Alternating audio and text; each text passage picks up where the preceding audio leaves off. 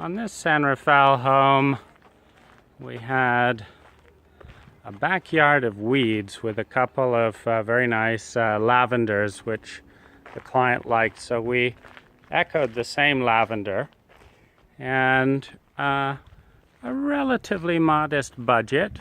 And we have some special criteria near the creek, or near this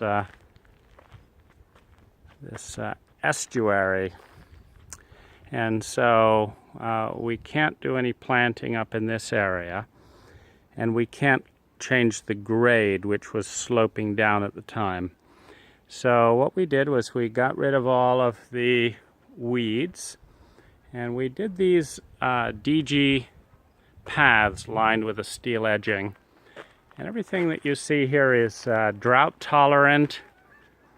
And there was this large stump which had a little bit of a hokey tabletop, and we looked at possibly removing it. Now what I actually designed here was a 7-foot diameter circle to be done in Mexican tile. But these things are very subjective, and the client was very happy with this tabletop that they chose instead. So one of my favorite parts of this whole garden, which is butterfly friendly, is this flat area, the Adirondack chairs which they had, and a bench that they didn't have a home for.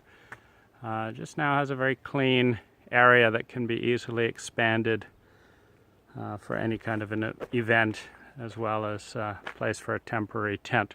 We also just cleaned up some of the steps.